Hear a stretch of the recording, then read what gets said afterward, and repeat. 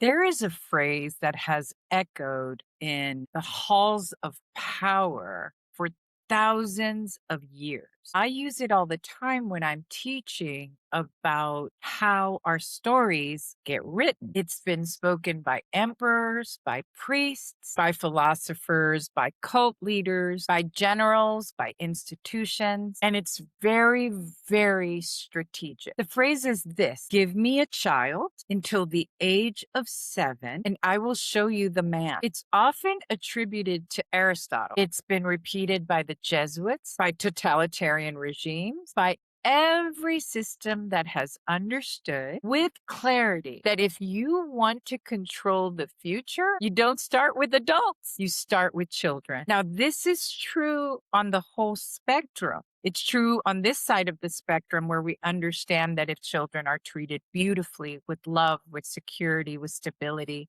with understanding, it will show you that adult. And it's true all the way to the other side of the spectrum. It holds the same approach because children are not just small humans. Children are a blank slate for the future. They are, in fact, unwritten futures. They are the next generation of every value, every principle, every wound, every story that a family, a culture, a civilization wants to tell about itself. And whoever writes first is the one who determines how that future is going to go. Today, we're going to spend some time inside of that phrase. We're going to look at it across human history, in war, in religious institutions, in cults, in systems of trafficking and abuse, in our day-to-day lives as a family. And for those of you who are asking, why are we talking about this? We're talking about it because it's happening in real time. We're talking about women. We're talking about children. We're talking about the systems that come in and dominate that. We're talking about it. And today we're going to ask why, just from all sorts of point of view, including the psychological. And then because this podcast is called Heaven on Earth, and we are here, it is my total belief that we are here to build something and build something new. We're going to deeply ask, would it be like if we were to channel that human competitive drive that we talked about in the last podcast into something that could exalt rather than destroy? This is so now moment, y'all. Welcome back. This is episode 2, season 4.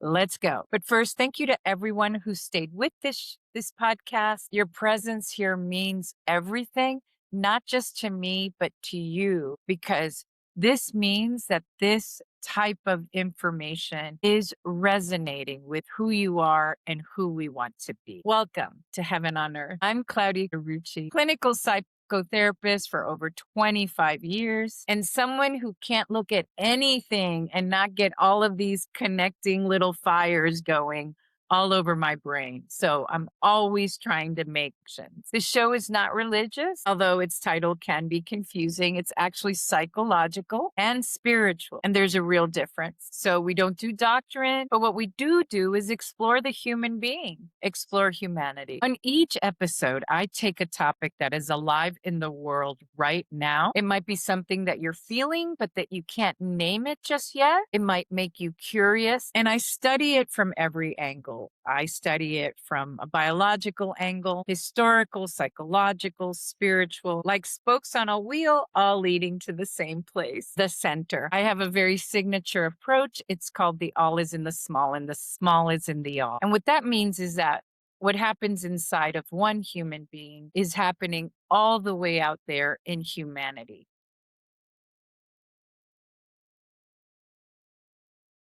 So we work from the inside out. There's no bypassing. And we try and do it all the way through. Casey Kasem used to say, keep your feet on the ground and keep reaching for the stars. And that's what we do here. We build connections. We build bridges from humans to humanity. And we start with where we actually are, but we're reaching for possibility. That's the thing. This is Heaven on Earth, a portal to possibility. So let's dive right in. Last episode, we talked about the biology of the feminine, about the egg as sovereign, and about one of the deep wounds in civilization today, that sovereignty has been inverted. And it's been inverted through ownership and property building. Go check it out. But it's a deep, deep, deep wound of who we are as human beings today. Today, I want to extend that analysis to children. It's the same logic, but actually the stakes are even higher. So what most powerful systems have known is the following.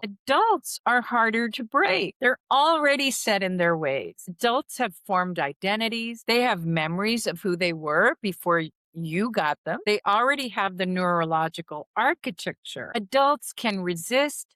They can question, they can leave. Children do not. Children are neurologically wired for attachment, for trust. They absorb their reality that surrounds them as true. They're sponges. They just take in what not only are they being taught, but what they're seeing.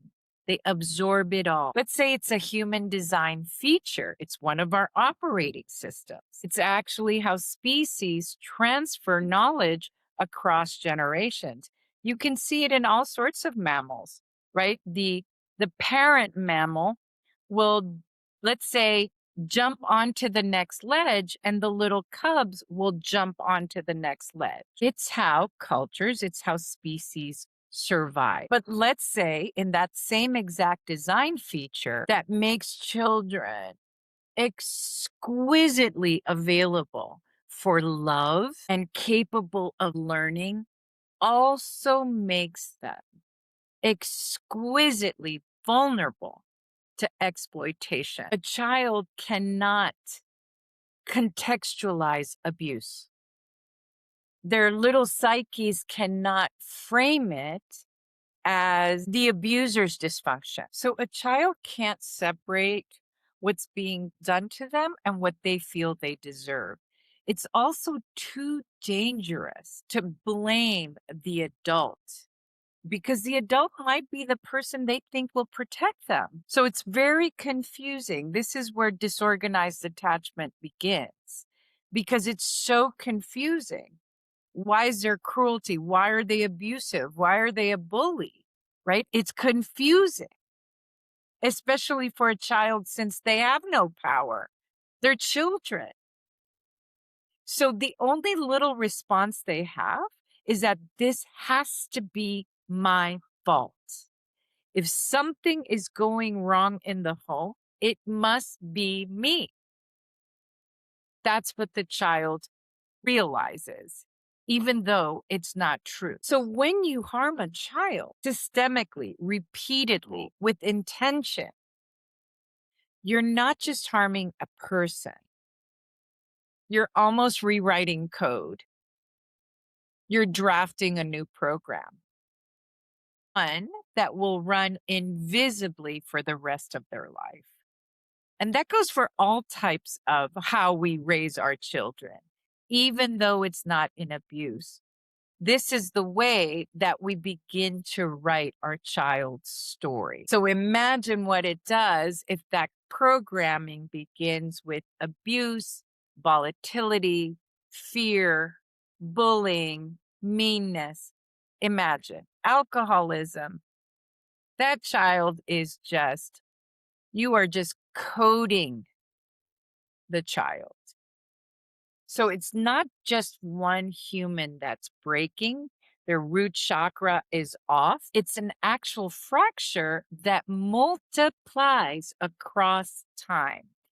It's generational. So you're getting where I'm going, where heaven on earth always goes, which is when we injure a group of people, one person, this is what keeps going on in ancestral lines. And that's why we're here to talk about it, because it's time to change that algorithm. This is why children have always been the target of systems that want to dominate, whether that's a religion, a cult, a family system. It's not a side effect. It's not collateral damage. Let's be really clear. It's the point. Every cult knows this. Fact, a lot of cults separate the children from the parents. For this reason, the first strategy isn't the recruitment of adults. You raise the children inside the system where the group's reality, the cult's reality, the religion's reality, the cultural reality is the only reality that they know. We see this in countries that have dictatorships. First thing they do is isolate the group of people from the rest of the world on purpose. So if you question it, you're actually feeling like you're questioning reality. Every totalitarian regime understood this. It's useless to reprogram the generation that remembers. You build the next generation from scratch. You erase history and you program them inside your ideology so that they can literally not imagine another.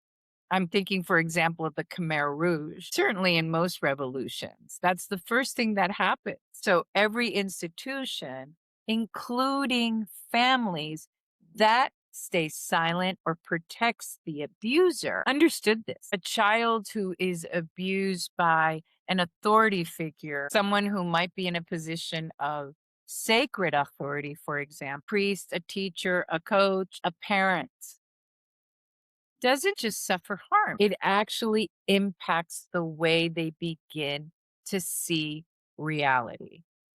And how we see reality begins to create our life. Remember that because this goes for all of us. What was handed down to us, whether it be a verbal or nonverbal teaching, is how we are going to see our life. Give me the child, and I'll show you the adult. For example, the child might have a belief system that the people who are meant to protect me are actually the people who hurt me. So then it's logical for me to not trust protection. It's then logical for me to not trust anyone at all. Therefore, I'm alone. Therefore, I deserve this. When that message is instilled in childhood, it is one of the most durable and destructive messaging a human being can carry. And it's passed on. It's passed on to our children, your children, and their children's children. This is exactly what we mean by development psychology, trauma research, epigenetics, attachments. This is unambiguous scientifically. Childhood trauma reshapes the brain, the nervous system, the immune system. It completely rewires the stress response for a while. We actually live in our bodies differently, jacked up all the time. And it changes how we relate to power, to intimacy, to our own bodies. So let's expand that out. Let's move it into the all. Imagine entire civilizations full of unhealed, unconscious, or conscious childhood wounds. It's not just like wounded individuals, it is a collection. It is a wounded, deeply wounded civilization. Yes, you too, me too. This is what we're talking about when we're talking about ancestral healing. And the child is at the very center. It is the womb of the culture. What grows there grows everywhere. What a beautiful resource children are. So now let's talk about how wounds become wars. You think, oh, this isn't me. It is you, because if you're wounded, trust and believe that you will be warring against yourself. You will be warring in your intimate relationships. Even if you're nonverbal, you will be warring in your mind. This is where the war vibe begins. It begins in one person who's deeply wounded. This is the meaning of projections. So do not think this is not for you. If you have anxiety, if you have depression, you are warring with yourself. If you are using substances, if you're using sex as escape, this is you. And of course, for those who are exploiting children, women, young boys, this is how it starts with deep woundedness that is unconscious. Punto. Period. So let's continue. Let me introduce a concept that I talk about a lot because it's a concept that we don't discuss enough in terms of emotional regulation. And yet it drives humanity like crazy. And that concept is vengeance. Vengeance is a feeling, you all, that we can carry into an action. It begins with envy. It begins with the desire to dominate. It can be really exploitative desire to win at all costs. It begins with a desire to feel superior. It begins with a desire to alleviate our pain. It is a normal human experience. Where it gets extremely distorted is how we move it outside of our internal experience to the outside. It's a mechanism, and it's a mechanism that has been intentional throughout civilization. One group will want vengeance for another group. This is an eye for an eye type of thinking. So it keeps these cycles of violence running, going. And we see it happening between countries on the planet. There's a logic to vengeance, and it's simple, it's elemental. You hurt me. I cannot process my pain fully. I cannot metabolize it. I cannot release it because I never learned how. Because the wound was too early. It was too deep, too unspeakable. So the pain lives in me. It's unprocessed, it's pressurized. It's like a big, intolerable lump. And it's so intolerable that it needs a place to go. And the somewhere it goes is outward, projected, projectile vomiting of this pain. At whoever I frame as the cause of my pain. Pick and choose. At the group that harmed my group, at the child of the man who harmed me, at that man's child, at the person who I feel has more privilege, more prowess, more rights than me, at that group over there that's weaker than me, easy target, at the nation that represents the nation that wronged me, even if it's 4 generations ago.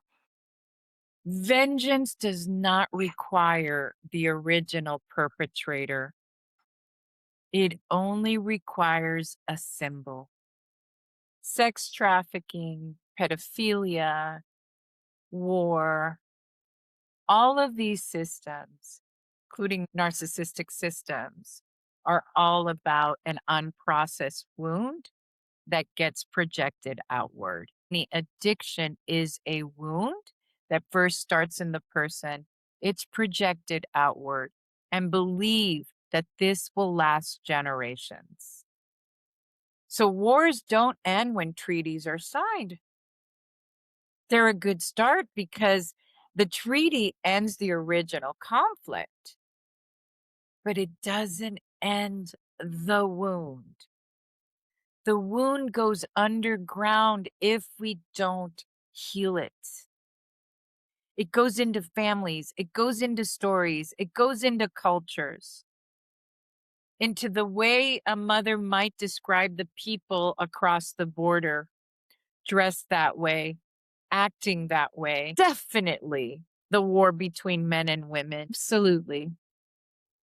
In the way that one religion frames another religion, in the way that one ethnic group frames another ethnic group.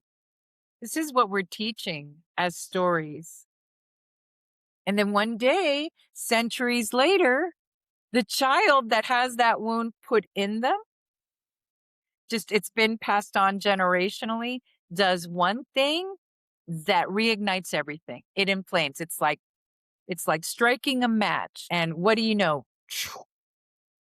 All the isms are based on this wound. This podcast talks about that. I want to say almost every episode because we have to understand the causes before we can heal and why there is such a need for healing. That child was given the wound before they were given the wisdom to even question it. This is a cycle. This is an ancient cycle. So let's bring it back. Let's bring it back. Can you see that the targeting of children is not just brutal? It's not just horrific. It is so strategic in the most horrifying sense. Because when you harm your enemy's children, zeitgeist, you guarantee that the next generation of your enemy will be raised on the story of what you did to them. Please do not think that this does not relate to you, because these are stories about how men should treat women, how women should treat men, about how we have to treat our children, about how we have to treat everyone else. This is a guarantee that the wound will be passed down over and over and over. So the war, my loves, will never end, will never end. When you plant vengeance into the soil of the next generation, before they're even ready to choose it, it's golden. You've got an evergreen strategy there. So any war that targets children, including sex trafficking, religions, cults, families, is a need to keep on winning, keep on dominating, and on and on and on and on. And here's what makes it so hard to break. The person that's acting from unprocessed vengeance isn't lying. Their pain is real.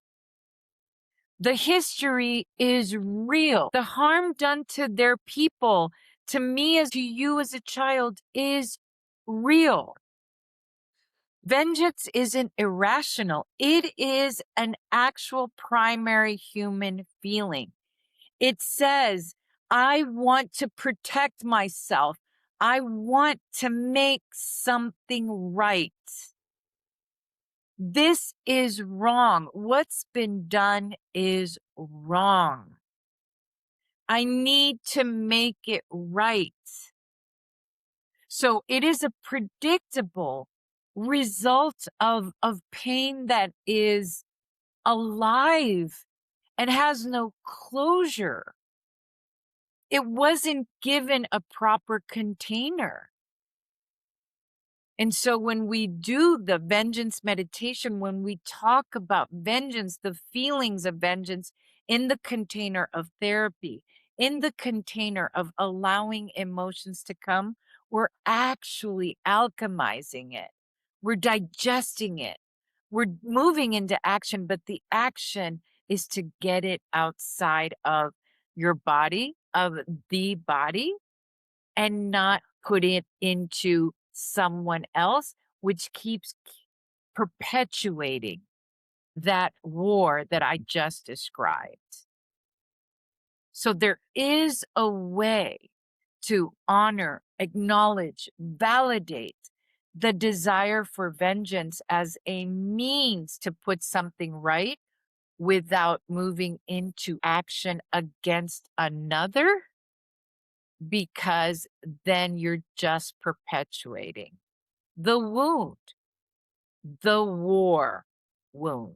This is what I really, really want to make clear is when I talk about not bypassing our emotions, bypassing how the pain has been put into us, how the injustice has wreaked havoc upon our souls, we validate that, we honor it. And like every other emotion that has so much messaging there for us, we process it, we give it a container. Where humanity has gone absolutely awry is that we're putting it into other people. We're putting our vengeances for our pain, our unprocessed pain, into other people, and that just keeps it going. You feel me? This is why punishment does not end the cycle of violence. You cannot punish a wound into healing. Yes, people will get quiet. Yes, it will suppress it temporarily. But you better believe it's building pressure underground, just waiting for the next pressure point. People who harm children are putting their hot potato of vengeance into the children. They are recreating vengeance in an ancestral line. Anyone who harms children, and that includes parents, all they're doing is inserting process pain into these beings. So the only thing that ends the cycle of vengeance, my tribe, my people, isn't what military systems do, isn't what religious systems do, political systems do. They haven't done this at scale. Grieve.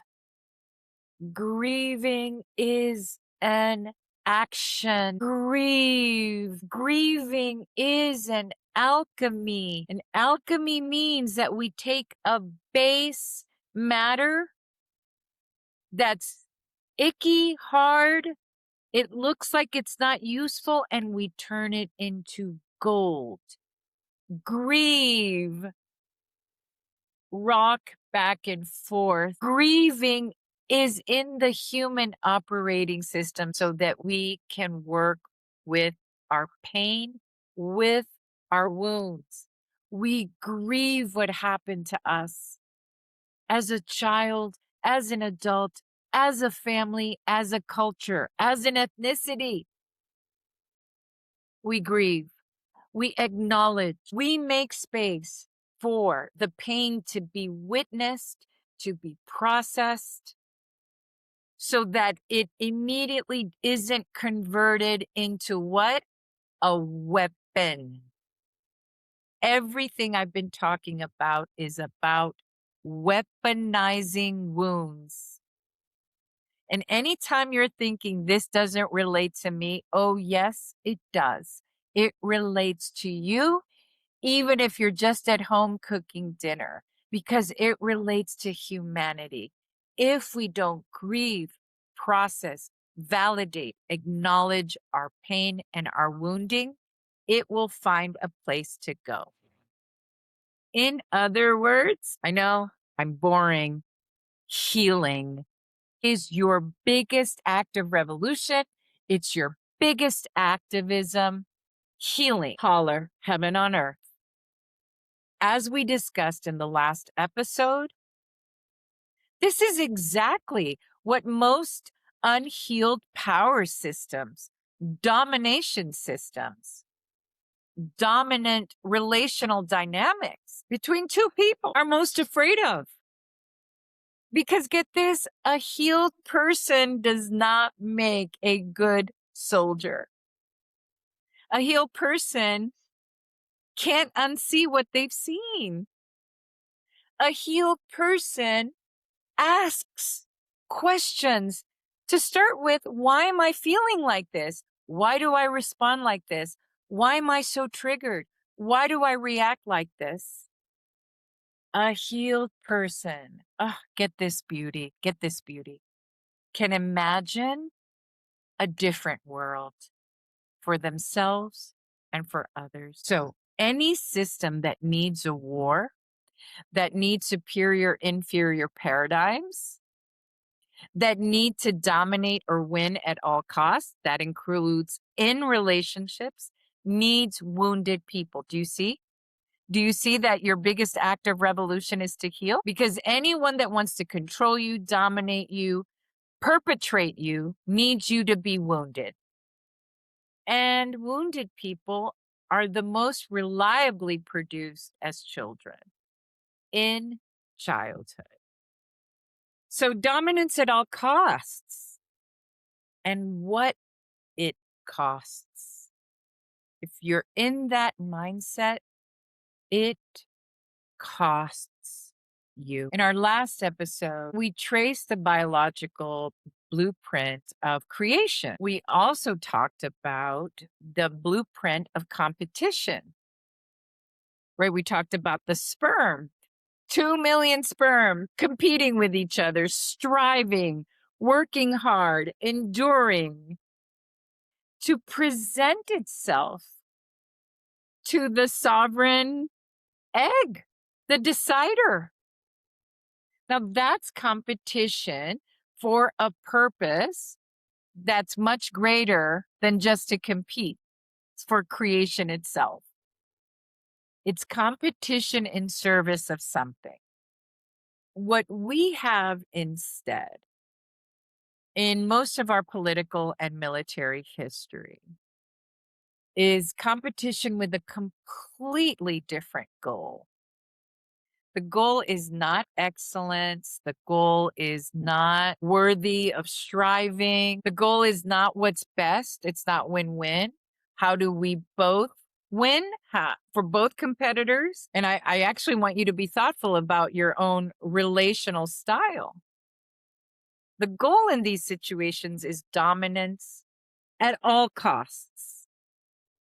And that includes dysfunctional ego, pride, needing at all costs to feel superior. And dominance of all costs is fundamentally different than competition with integrity. Competition with integrity has rules. It has limits. It has an understanding that the competitor is also a human being, that the other is a human being, that their excellence makes your excellence shine. It also makes your excellence meaningful. The opponent then is not your enemy. They are your partner in reaching for higher. They inspire you to reach for higher.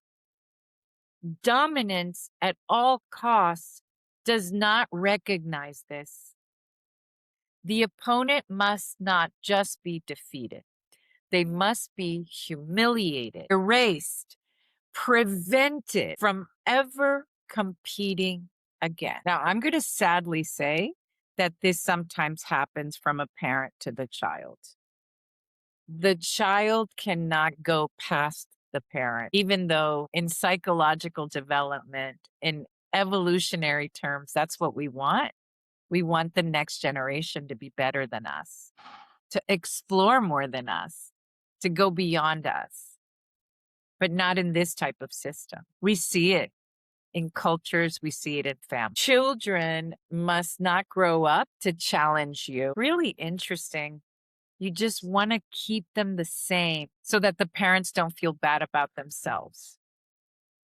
Dominance at all costs is not a sign of healthy competition, of competition with intention. It's actually competition that just gave up on itself. That sole purpose is to put someone under their finger. And the targeting of children is the clearest sign of this dynamic. Even when a parent is hitting the child, children are not combatants. They pose no military threat. They can't be justified as enemies under any coherent framework of competition, including for the father or the mother who feels that children must be dominated to have an organized home. I mean, have you ever seen a child versus an adult? There's zero competition. The only logic for targeting children is I'm not trying to win this contest, trying to make sure that this contest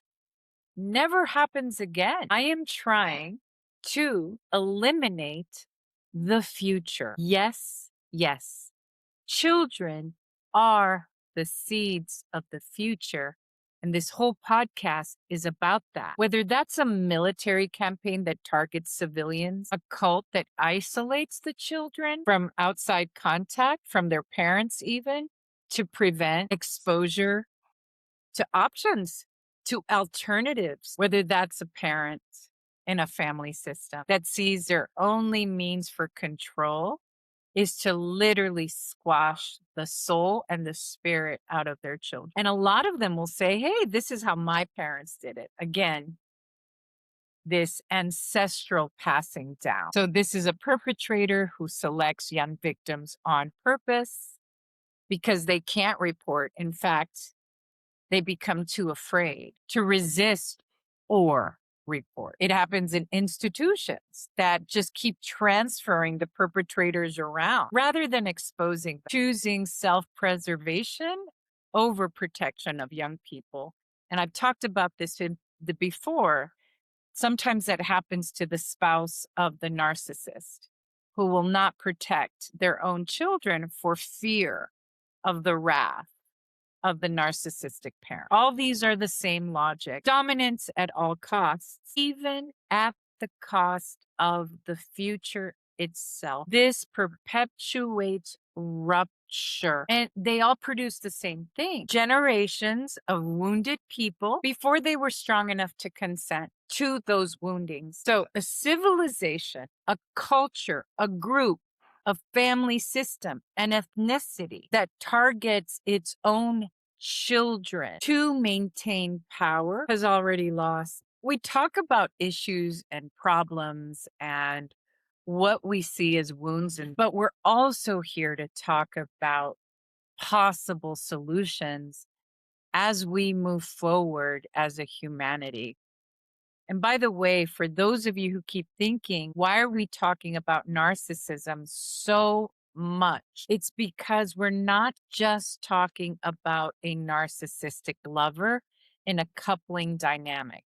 We are talking about a way that humanity has been that keeps showing up everywhere. So in order for us to really start with solutions, with healing, with figuring out ways that we can be a new humanity, a new earth, if you will, we have to look at the characteristics and at the system of narcissism. And I keep talking about it in different types of ways. So let's talk about alternatives. Let's pivot. And we're going to pivot dramatic because this is where visioning comes in. We can't just drop an addiction and leave a vacuum. We've got to always think how I'm going to fill this vacuum when we stop doing something. This is really, really important. What are we going to fill that hole? So we've been sitting in this wound for a very long time.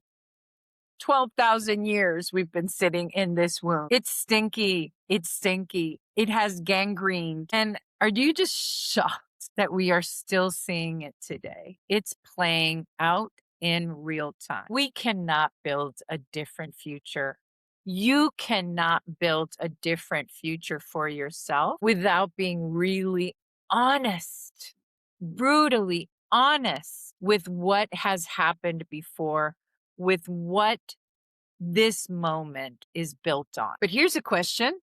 Here's a question. And this isn't just a fantasy, it's an actual question. I want you to be really reflective and curious about this. What if competition had never left as a global strategy? What do I mean? Here's what I mean. Take the ancient Olympic Games. In their original conception in ancient Greece, check this out. They weren't just athletic events like they are today. They were actually a substitute for war. There was something called the ekeshera, and I'm like totally not pronouncing that well.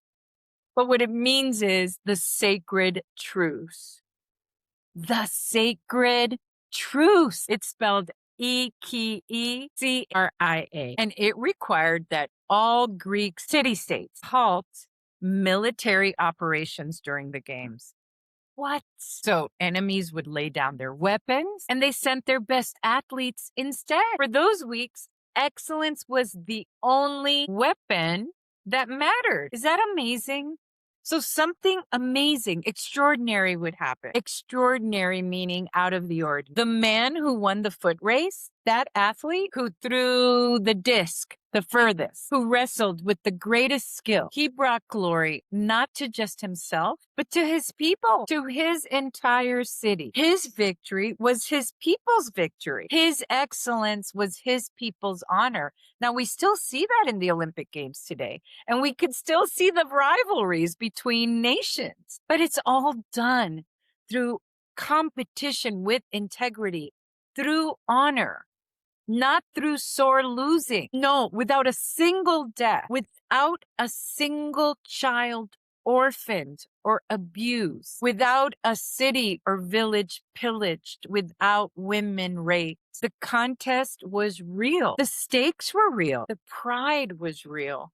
The emotions were real. The glory was real. The method was different. So, competition didn't stop. The arena changed. And in doing that, they actually changed the outcomes of competition. So, okay, let's not be naive. Ancient Greece had plenty of war because war has been around for 12,000 years. The Olympic truce was not always honored. I hear some of you already pointing that out, and I'm with you. I agree. Humanity is complex and extremely messy. But the idea embedded in the Olympic Games is one of the most radical and unexamined ideas in human history. And it just feels more congruent with our biology. Hence, last episode. What if the drive to compete, to prove your people's excellence, striving for better, could be built entirely into arenas that produce excellence rather than devastation and ultimately extinction? What if the warrior was actually an athlete? What if the field was the actual battlefield, the track, the swimming pool, the snow cliffs? What if winning meant that your competition, that your opponent saluted you, honored your achievement, than their army burning down your village? What would have to be true for us for that to work? Remember, I told you that I was obsessed with Formula One? Because there's a lot of painful losses and a lot of glorious wins.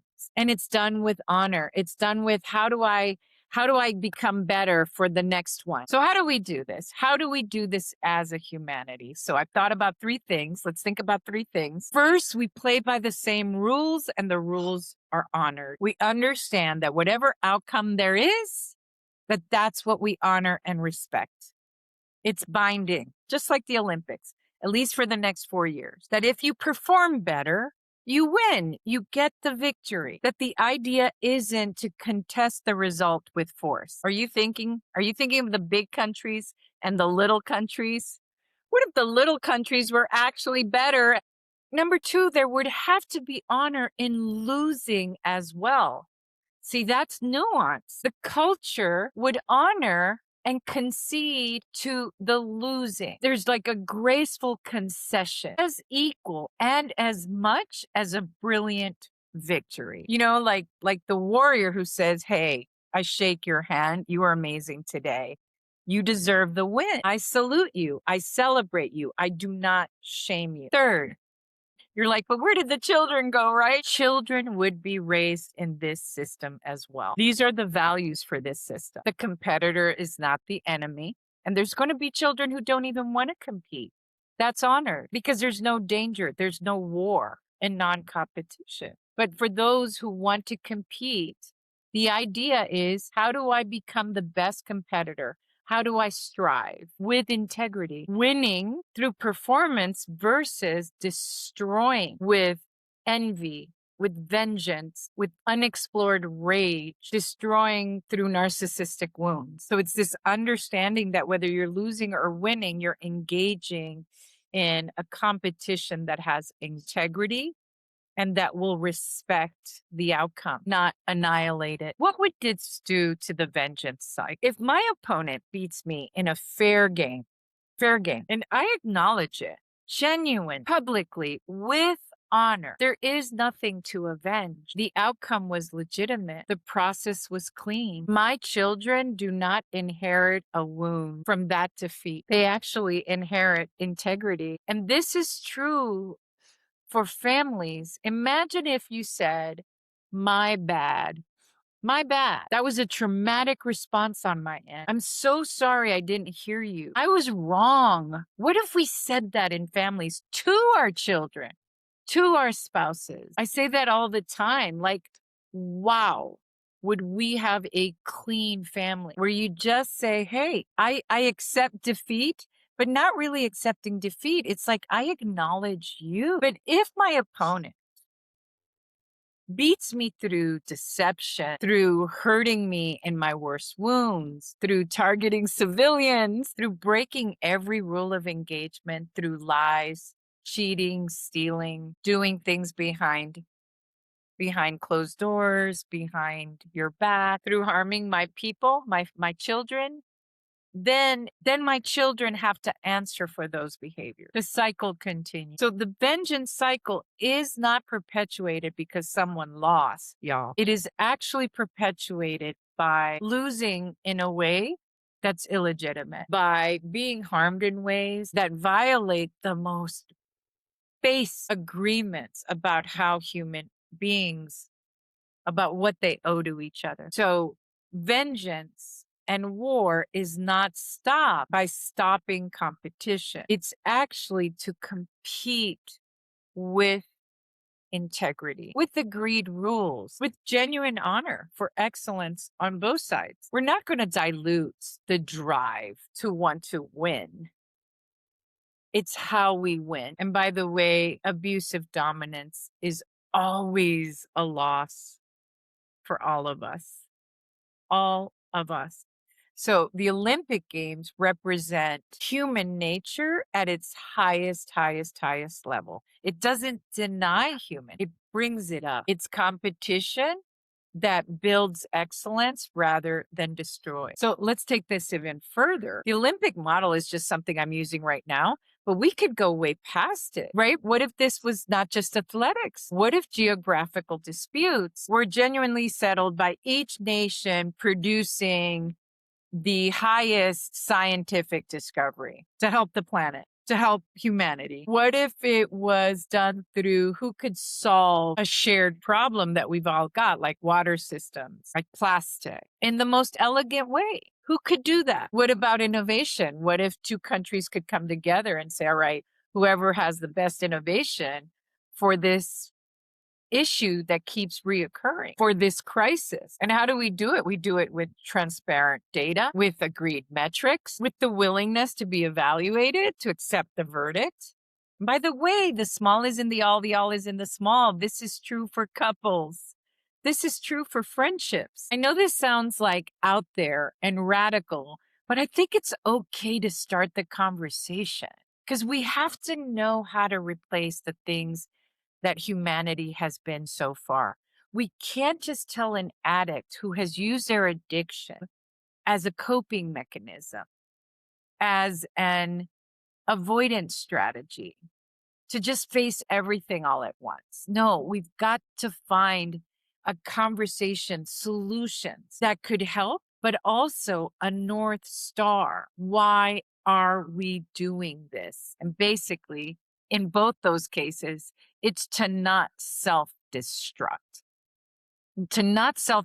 this planet, us as human beings, and us as individual humans. Those are the real questions. We don't ask those questions when it comes to war. We just do war. We just move into action, move into vengeance, move into toxic dominance. We just move into it. No matter the casualties, like war is just inevitable. Listen, lots of countries have not engaged in. We have never, as a civilization, put equal amount of time into competition with integrity as we have done with war. What if we put all of that money? Can you imagine? Those would be competitive systems that do not require our young people to go into massive death. Because even countries that teach its own boys, its own girls to move into their own death for war. That's a thought right there. The energy required to build one warship could build, I don't know, 10 Olympic training centers. What if scientists, artists, athletes, healers, what if that was the competition? How do we create something that furthers humanity, not kills it? So let's tie it back to children. Because we're on the final stretch here. Any child that's raised in a culture of toxic dominance or narcissistic system, dominance at all costs, is trained implicitly, constantly, that winnings by any means is the highest value. It also raises children whose central nervous system is completely jacked up. Now, if you've ever been in a culture or a family or an ethnicity who's been oppressed, you know that. You're constantly with post-traumatic reactions and triggers. You are raised to not trust. You are raised that the outcome is war.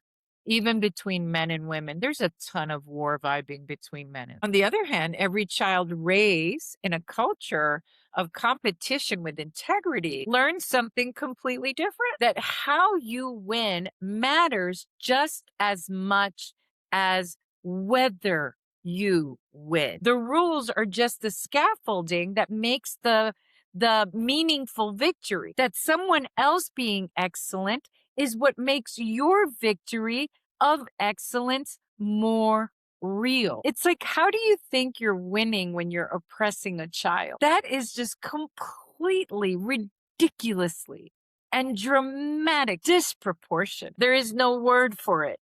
It certainly is not excellence when you're wanting to beat, win, or dominate a child. Those are two entirely different humans, two entirely different civilizations. And it starts in childhood, which is why protecting your children is not just a feeling. It is a long-term investment in a civilization. Give me a child raised in integrity, not all the backhanded stuff, and I will show you a future that does not need vengeance, my loves, from men to women, women to men, et cetera, et cetera, et cetera, et cetera, because it was never given a wound that demanded the vengeance. So let me pull it all together. Let's pull together the thread that weaves last episode and this episode together. And especially because it's all in real time. We began with the cell, right? In last episode, we began with the biology of the sperm and the egg. We began with the original competition, integrity, sovereignty.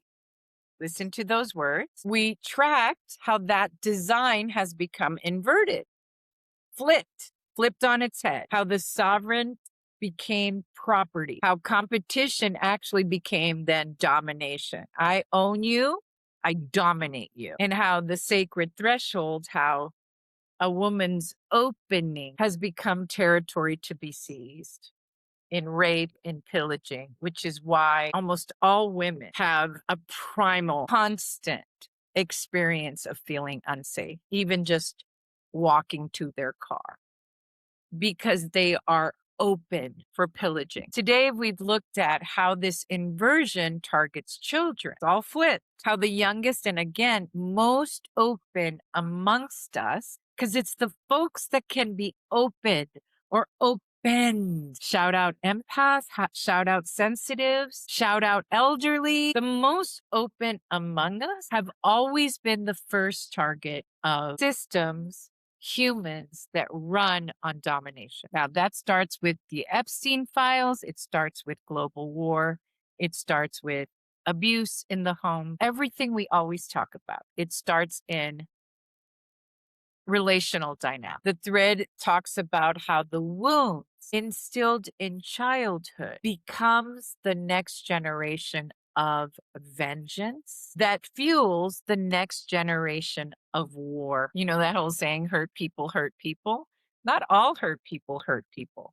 There are hurt people who heal, but hurt people who resist healing these wounds will hurt people. This cycle feeds itself through the bodies and through the psyche of people who never even had the capacity to carry these wounds. And now we're asking a different question, right? What would it look like to channel the real, fierce, biological need to compete, to be excellent, to prove it, to be witness in our excellence? What if we move that into arenas that build rather than destroy? Just a thought. We don't eliminate competition, we elevate it. We get it. We all have a drive to win, maybe, to be excellent. Not all of us, but it's there. It's primal. What if we changed what winning means? And by the way, mamas, that's for you too. Because we always want our children to win. How do we do that? Do we teach them to be stoic, unemotional, macho? Do we teach our girls to be manipulative, gossipy? It's all there. We're not here to make humans something other than what we are.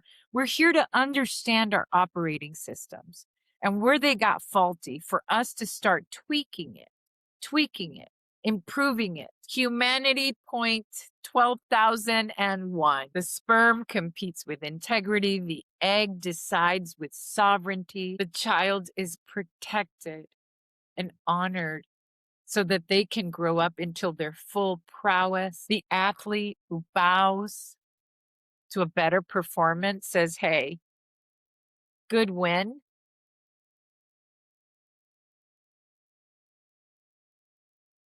A civilization that actually is measured by how they treat their most vulnerable, not by how it defeats its enemies or how it destroys its enemies. Those aren't the metrics. They're musings that I have. Literally, I have these musings when I'm seeing what's going on out there. Because see, it's not just that we have to keep pointing out the problem. We have to find new ways of thinking about the solution. That's it. We know that war is a problem. We know that it self-destructs. We've been talking about that for years. We protest against this. But what are the alternatives? What are the options? The Olympic truce. It's the parent who breaks the generational pattern, who says, my child is more important than my comfort, than my needing it to be the same way it's always been. It's the leader of the congregation that says, no more, no more. We're not just going to juggle the perpetrator around or keep silent. It's the community that chooses healing over retaliation. So obviously, this isn't utopia. And it's not naivete either. We can't just eliminate conflict. We can't just eliminate abuse. We can't just eliminate war or addictions. We can't. That's not realistic. But can we move step by step towards something different? Shifting humanity's algorithm. What if we thought that the most important thing that we could do is protect our children at all cause. We honor women as the creators of life. We channel competitive fire into excellence. I always say that in the new world or with new humanity, it's like it starts shifting. We turn it around. We we take the inversion and we move it back into its rightful place. I always say, what if we honored trash collectors all over the globe? Because without them, what would this planet look like? What if we paid teachers more because they are direct conduits? They drop stories into our children. What if the first responder was higher? We honored, we elevated. It's this moving, inverting. This is what I mean about heaven on earth. It's not perfect, it's not naive, it doesn't bypass, obviously. I've touched on really harsh subjects. It doesn't mean we don't struggle. It doesn't mean we don't have coping mechanisms for deep wounds. It means that our struggle makes us better. In psychology, this is my therapy style, which is called post-traumatic growth, is the belief that we can use trauma to be empowered. We can. Where the wound is the gift. Yeah, just musings. Thank you for being here with me. Thanks for being with the last 2 episodes. I am addressing with the beginning of this series what's happening on the planet. Please share it if it's moved you. If you want to tickle your brain with someone else, if you think that someone else might benefit from this, share it because we are shifting this algorithm little by little, person by person, subscription by subscription, like by like. That's the match that we're lighting. And if something was triggering or touched a wound that you have, be gentle with yourself. There's a lot of us who are triggered and are having our wounds touched and are also healing, because the first step in not passing it forward is actually knowing, acknowledging that it's there, that it is there. So thanks again. This is Heaven on Earth, a portal to possibility. See you in the next episode.